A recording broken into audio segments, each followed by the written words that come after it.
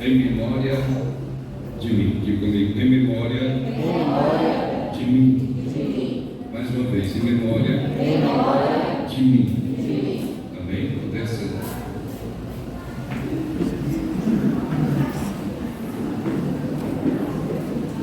Queridos,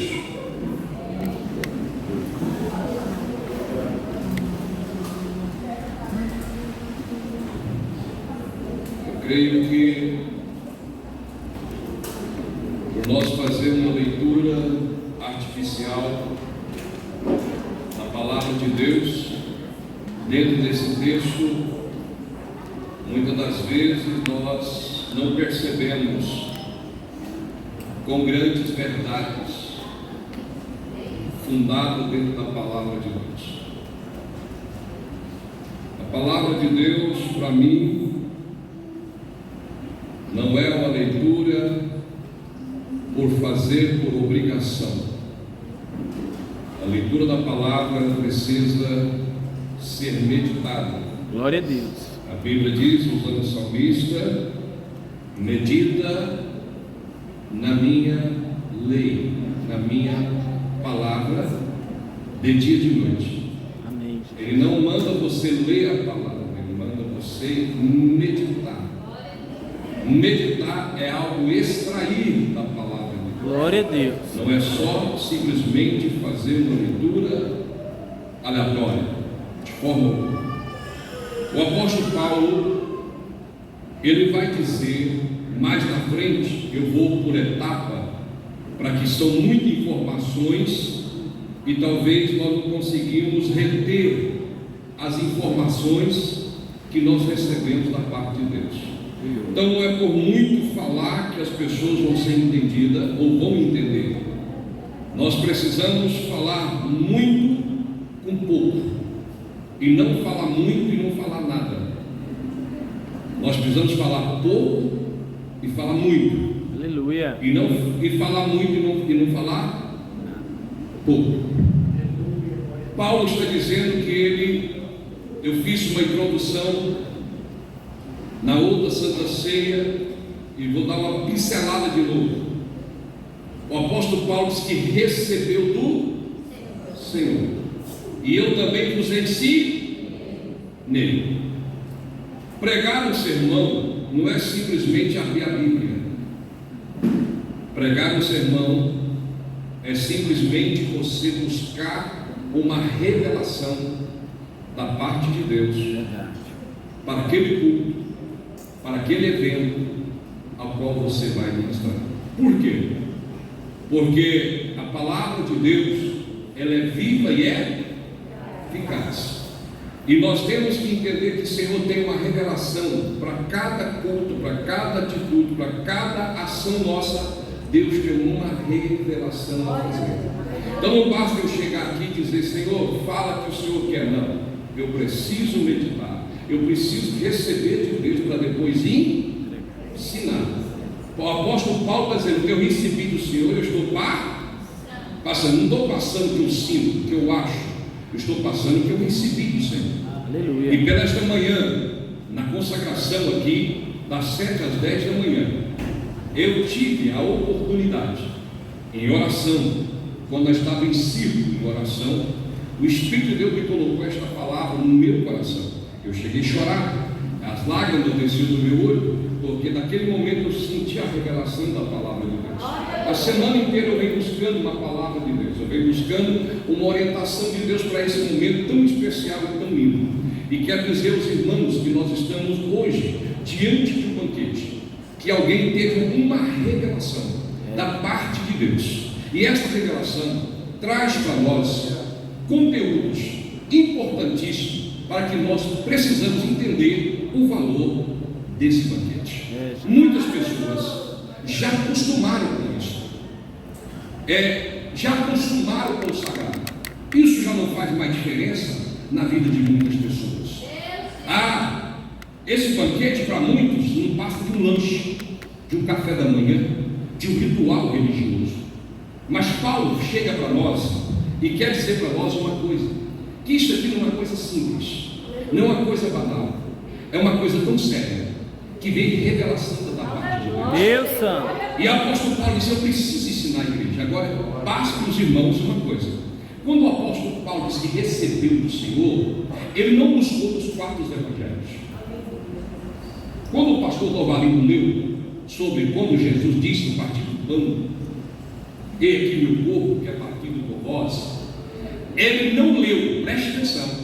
Quando o apóstolo Paulo diz que ele recebeu do Senhor, então quer dizer que ele não buscou nos 4 evangelhos.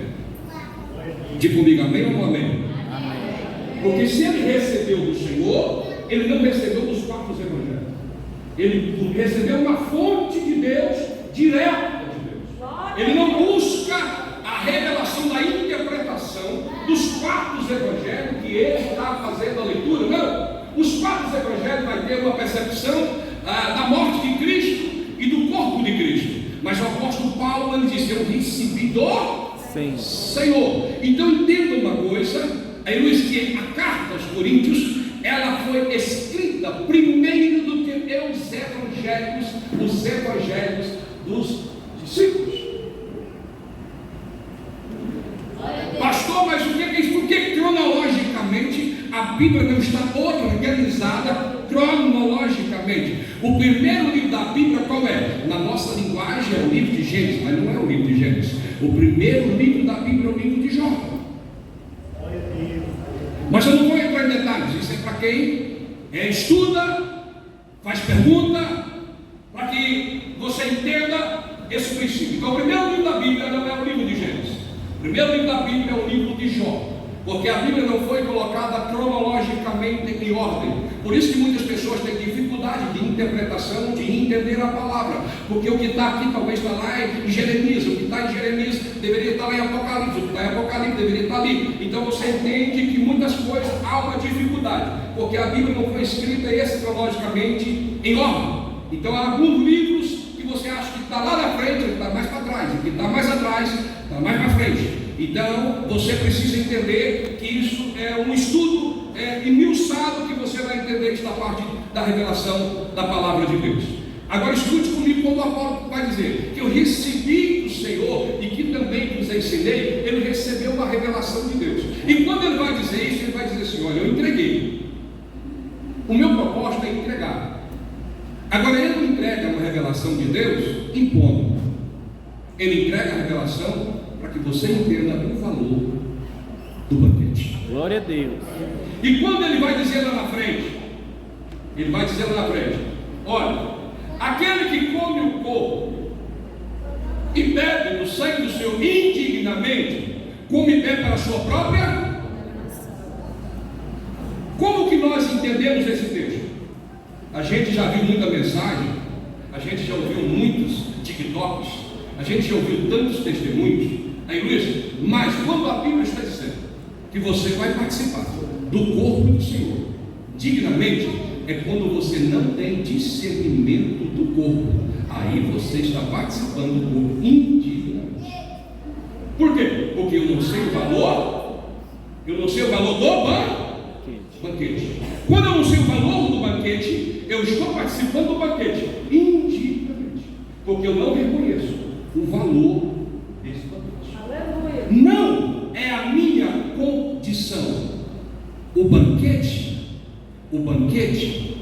é preparado para celebrar algo extraordinário. Aleluia. Quando eu participo desta mesa sem entender, achando que isso é um lanche, achando que isso, porque a igreja de Corinto achava que era isso. A igreja de Corinto não olhava para ninguém. A igreja de Corinto achava que isso aqui era uma festa, era uma farra, ao ponto que eles embriagavam-se com vinho, ao ponto que eles estavam a um ponto a tão extremo que o apóstolo Paulo vai dizer: vocês não reúnem para melhorar, vocês reúnem para pior. Então, diante do banquete, eles estavam o quê? Piorando cada vez mais, porque não tinha discernimento do corpo e nem do sangue do Senhor Jesus. Quando eu não tenho discernimento do corpo e nem do sangue, a minha juntamento não passa só de um juntamento, só de um entorno de gente que não tem o discernimento desse banquete. Ao ponto que nesse banquete é capaz de pessoa sair daqui, talvez endemoniada, mais do que cheia do Espírito Santo. Peraí, pastor, agora o senhor pegou pesado. Diante de um banquete, é mais capaz, talvez, quem não tem discernimento do corpo e do sangue de Jesus, sair muito mais cheio do adversário do coração do que quer sair cheio de Deus na sua vida. Por que, pastor, o senhor está falando isso? Porque Judas está no banquete. O cordeiro está ali servindo a ceia. E a Bíblia vai dizer que quem que entra no coração de Judas? Aonde? Satanás. Ele entra no coração de Judas. E aonde Judas estava? No banquete. Estava na ceia. Agora o que acontece? O que o banquete precisa tornar em nós é entender por que eu estou participando. E para que eu estou participando? Qual é a razão do que eu estou participando? Por que eu participo? O que me dá esse direito de participar desse banquete? Jesus vai dizer, usando o apóstolo Paulo, vai usar o apóstolo Paulo dizendo: fazer isso em memória Deus Santo. de mim. Diga para o teu irmão: aqui não é um final. Aqui não é um final. Aqui nós estamos comemorando morte de pessoas que morreram e que não estão aqui mais. Nós estamos em um banquete, celebrando um banquete de alguém que morreu e está dizendo: eu estou presente, eu estou vivo. Glória a Deus. Em memória de mim, significa dizendo: eu estou entre vocês, eu estou vivo. Glória a Deus. Não é uma liturgia morta, não é um banquete morto. Esse Cristo está Glória a Deus. vivo Aleluia. entre nós. Deus Santo. Pastor, como a Bíblia está dizendo que é em memória dele, ele vai usar o apóstolo João dizendo, quando Jesus estava no Gólgota, quando os adversários zombavam do meu e do seu Salvador. Na cruz do Calvário, Jesus estava sendo zombado, criticado. Pilatos fez a questão de dizer: escreve aí por cima da cruz, o Rei dos Judeus. Aquela crítica dizendo: cadê o Rei dos Judeus que não pode salvar a si mesmo? Olha a crítica. Olha a crítica que ele está dizendo. Olha a crítica que ele está dizendo: você não é o rei dos judeus? Desça da cruz e salva você mesmo. Levanta a mão assim comigo. Diga assim comigo: obrigado, Jesus. Que o Senhor não desceu. Porque se o Senhor tivesse descido, eu não estava nesse banquete hoje. Você está entendendo? Glorifica o nome. Ele é rei, sim, ele é rei dos senhores, senhores, senhores. Ele não poderia descer, porque se ele descesse, nós não estaríamos aqui celebrando esse Deus Santo. em memória dele. Em memória dele. Deus é fiel. Eu sou o rei, eu sou o Senhor, mas eu não vou descer da cruz, porque a cruz eu preciso cumprir o propósito. Deus Santo. Estou em memória daquele que não desceu da cruz, Glória a Deus. para que hoje você pegasse o copo com o símbolo do suco, com sangue, com o pão, com o símbolo do corpo de Cristo, e dizesse hoje: eu sei porque eu estou participando, Deus Santo. porque ele não desceu. Glória a Deus. E quando ele está na cruz, ele vai suas vestes foram rasgadas. Ele ficou nu, exposto. O homem justo, fiel, sem pecado, e ele estava ali sendo exposto, porque o único que foi capaz de ser justo e de morrer pelo pecador. Não houve um sequer na face da terra que era justo, que era capaz de morrer por seu próximo. Ninguém era capaz. O homem é falho. O homem falhou.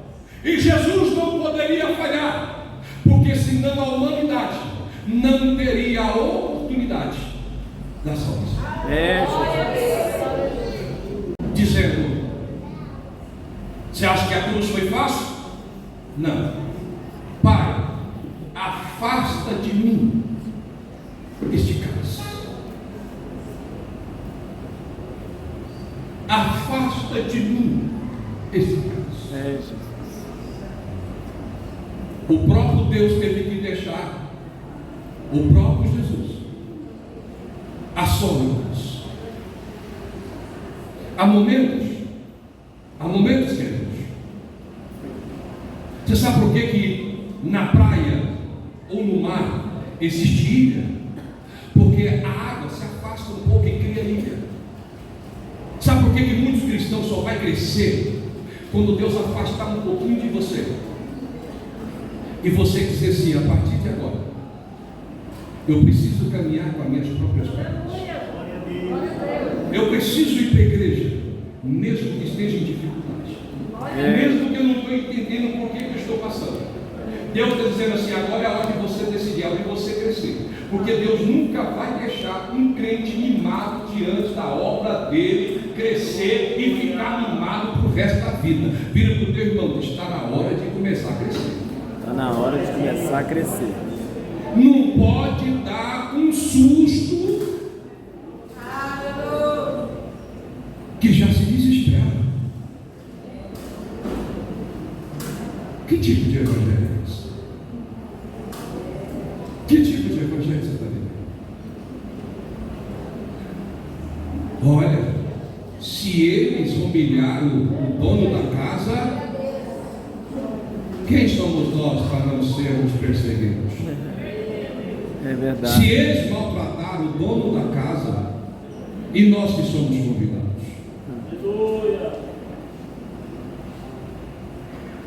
E naquele momento, para não cegar mais, sabe o que eles fizeram? Para zombar do medo do seu Salvador? Eu não vou entrar em detalhes, porque a coisa é muito feia. O vinagre que a Bíblia fala não é esse vinagre que você compra no supermercado. Esse aí a gente toma ainda para emagrecer, para acabar com o colesterol. Não, mas é um vinagre. Se você estudar profundo, você vai ficar horrorizado. Quem dos homens foi capaz de fazer esse vinagre? A forma é tão nojenta que eu não consigo. É triste. O que é que o homem é capaz de fazer para humilhar o Salvador? Você nunca pode esperar melhor de um homem sem Deus. Um homem sem Deus é vergonha. Quantos aqui lembram o primeiro pecado que cometeu? Levanta a mão, deixa eu ver.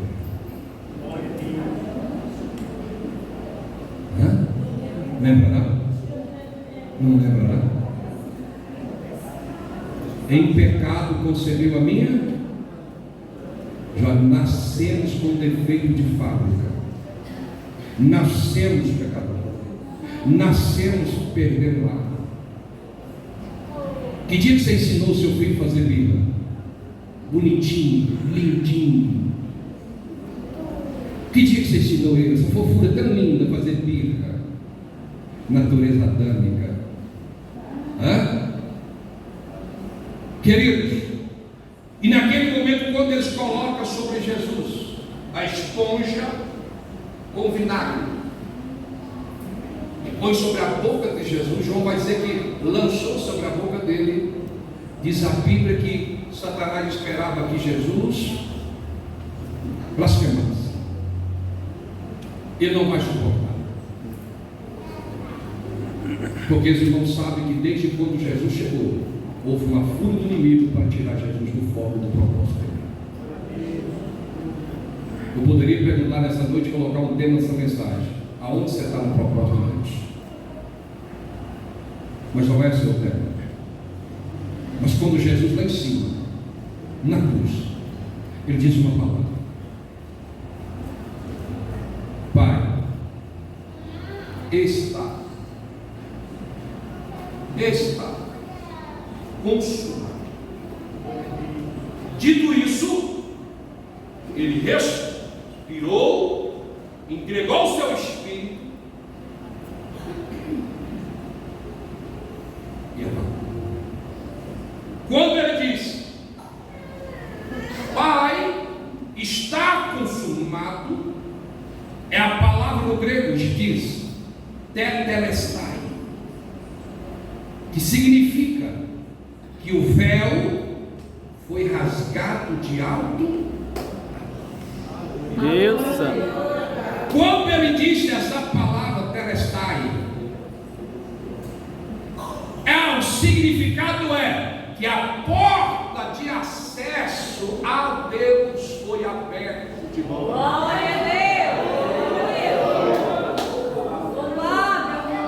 Aquele que estava longe poderia chegar-se a ele. Glória a Deus. Aquele que falava com ele só por intermédio do sacerdote, hoje não. Todos têm o direito de chegar no santo do céu e falar com ele, porque ele abriu a porta para nós.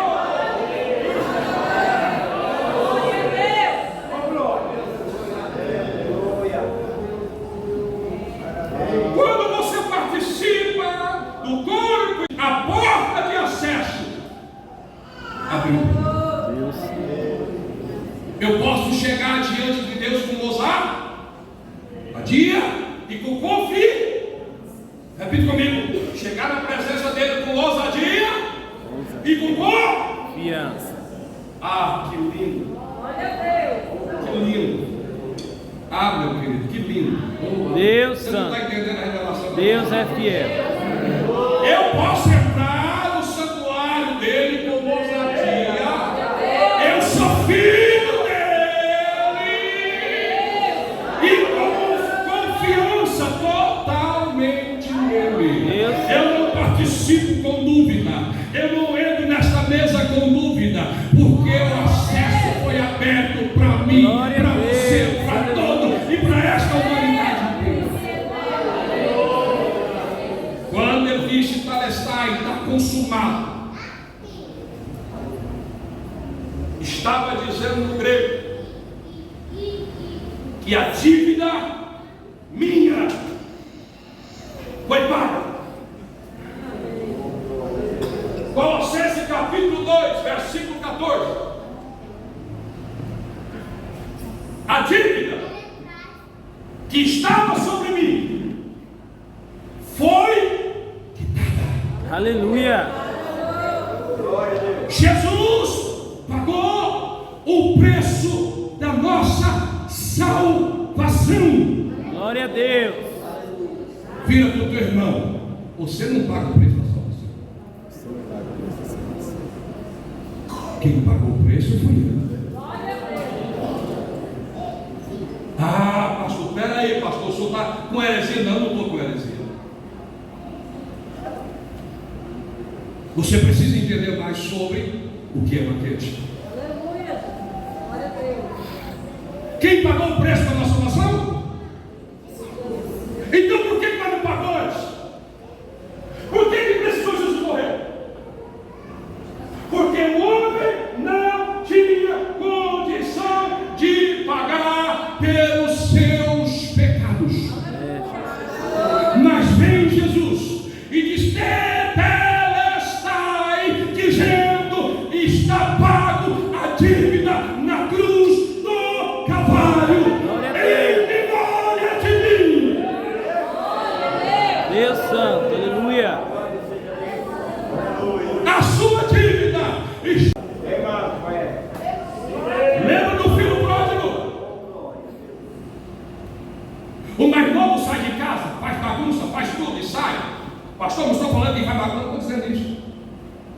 entender. Se você tenta fazer alguma coisa para ser salvo, você está lá no alinhado do espiritismo. Por quê, pastor? Porque o espiritismo faz obra, caridade, para fazer ser o quê? Salvo. Nós não fazemos caridade para ser salvo. Nós fazemos caridade porque somos salvos. Não entregamos dízimo para ser salvo. Entregamos dízimo porque somos salvos. É diferente. Há uma diferença. Deus Santo. A salvação, ela não vem do homem. Salvação vem de cima para baixo. Por isso que alguns chegam para Jesus, doutor da lei, e diz: o que eu devo fazer para ser salvo? Ele disse: muito bem. Você quer ser salvo? Beleza, eu tenho receita para você. Você quer ser salvo? Ah, que beleza. Vende tudo que tem e dá. Deus Santo. E dá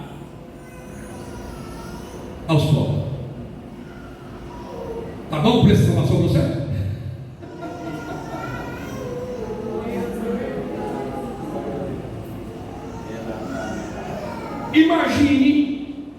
Imagine esta profundidade. O que o rapaz fez, irmão? Ele vendeu e conquistou a salvação, sim ou não? O que ele fez? Foi embora triste, cabeça baixa. Por quê? O pior lugar para tocar no coração do homem se chama bolso. Escute. Se a oferta que você oferta, e se você ofertasse na vida do irmão, e aquela oferta que você ofertou, e ele ofertasse de volta para você, você ficaria feliz ou envergonhado? Aleluia. Eu concordo com você que muitas vezes, que diante da oferta, você ficaria assim: vou esperar ofertar primeiro, dependendo do valor, eu vou ofertar. Se não ofertar, eu vou ofertar, porque eu quero estar na postura mais alta. Jesus prestou atenção nisso, porque alguém ofertava aqui só sobrava. Não, Jesus não está falando sobre simplesmente questão de dinheiro. Ele estava dizendo como você faz, não fazer. Porque muita gente, o problema não é saber. Uma coisa eu sei, sabe o que? O bem que eu quero fazer eu não, mas o mal que eu não quero fazer eu acabo o quê? Vira para o teu irmão e fala assim: entendeu que você fala mal de mim?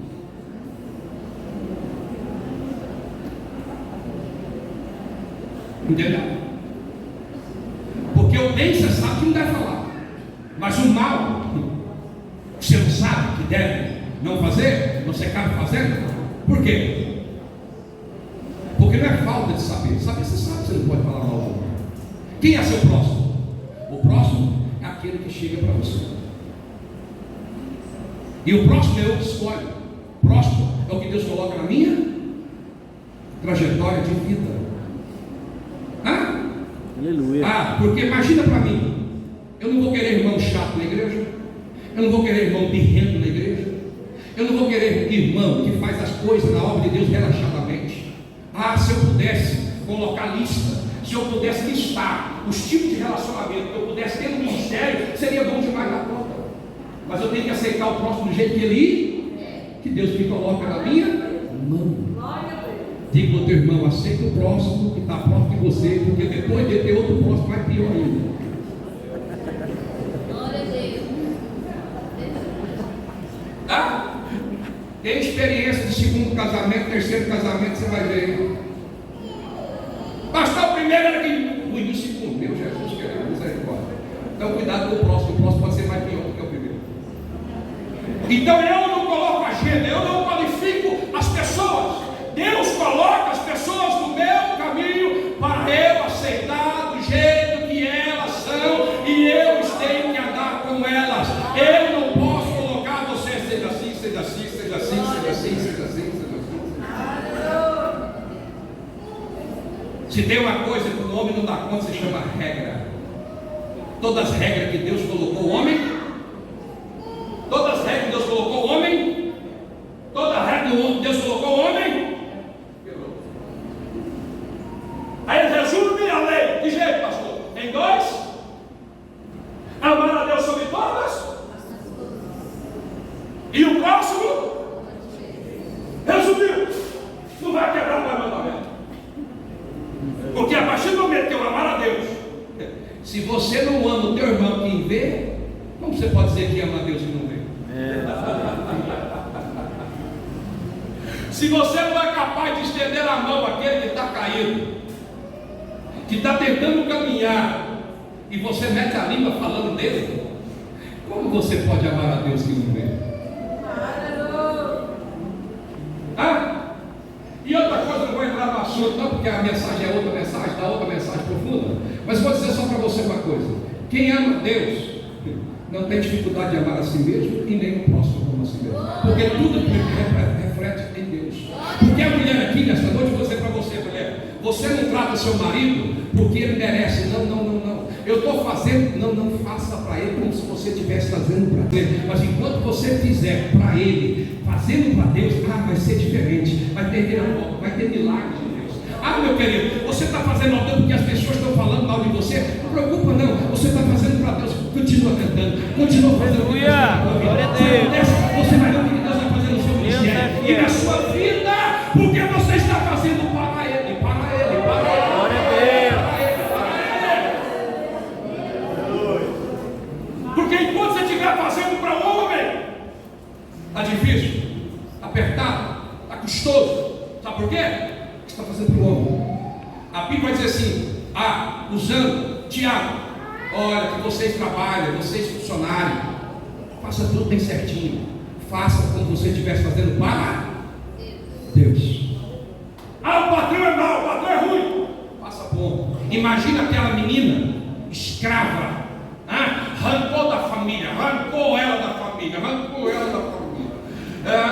Eu não sei, não vou dizer, mas não estudei a história, mas poderia ter matado até os pais, porque a guerra matava e levava os escravos. Imagina ter matado os pais, matado a mãe, matado a família, acabado com a história, a analogia toda dela, e levar ela para casa para servir ela. E lá era capaz de dizer assim: se o meu Senhor tivesse diante do homem de Deus, ele seria curado dessa dor. Glória a Deus. Aleluia. Porque antes que ela amasse ela mesma, ela amava o Deus de Israel. Glória a Deus. Meu querido, é preciso sentar nesta mesa e dizer: eu estou fazendo para Deus. Vira para o teu irmão, pode falar de mim se você quiser, meu querido. A partir de hoje eu aprendi a dizer: eu estou fazendo para Ele. Deus santo, aleluia. Estou fazendo para Ele. Quem me reconhece é Ele. Quem me justifica é Ele. Quem me perdoa é Ele. Aleluias. Irmão, gente linguarudo, crente linguarudo nunca vai acabar. Crente invejoso nunca vai acabar. Você pode sair daqui e ir lá para Peracanjuba, e lá no Pastor Rubinho tem gente invejosa do mesmo jeito. Você pode ir para São Miguel do Passa Quatro, tem gente invejosa do mesmo jeito. Não vai mudar. O que tem que mudar é a sua atitude. Eu estou fazendo para Ele. Deus santo, aleluia. É para Ele. E vou dizer outra coisa para você: se você amar a Deus sobre todas as coisas, você não tem dificuldade de aceitar você. Aceita você. Deus santo. Aceita você. Lembra do filho pródigo que ficou em casa? Há tanto tempo que eu trabalho e meu pai não me dá nenhum cabrito. Há quanto tempo eu estou na casa do meu pai e não ganhei um cabrito. Eu não lembro em memória de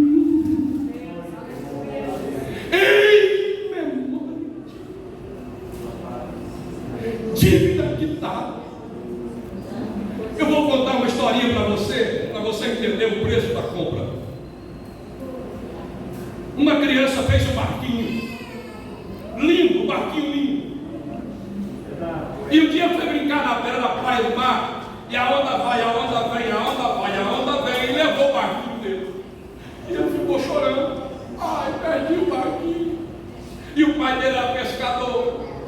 Pescou no peixe e foi para a feira. E quando eu estava na feira com o pai dele, ele viu o barquinho em outra banca sendo vendida. Ele chega lá para o rapaz da banca e disse: esse barquinho é meu. O rapaz disse: não, é meu. Eu achei ele no alto mar, ele é meu. Se você quiser, você tem que comprar ele. Ele foi lá e disse: pai, me dá o dinheiro para comprar o barquinho. Eu gosto tanto daquele barquinho, eu amo aquele barquinho.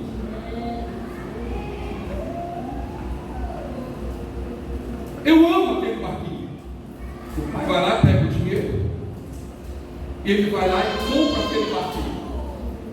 E ele vai embora, abraçado com o barquinho, dizendo: agora você é Deus de você.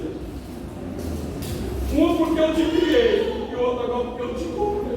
Aleluia. Deus Santo. Quem é do Senhor aqui 2 vezes? Glorifica Deus. Você foi comprado pelo sangue dele. Tu é dele. Tu é propriedade de Deus. Tu é propriedade de Deus.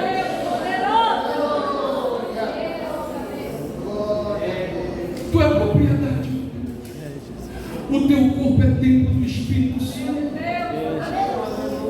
Você não vive mais, mas Cristo vive. Deus Santo. Em memória de mim foi pago. Quando o inimigo tome posse de uma vida, o que ele faz? Ele fica furioso quando chega o cristão para expulsá-lo. É minha, é meu, é minha, é meu. Meu? Minha? Como? O que você fez, Satanás, para ela? Você tem as pessoas que você engana. Mas escute: adversário, inimigo. Aqui está o sangue de Jesus. O diabo já fica furioso. Eu não suporto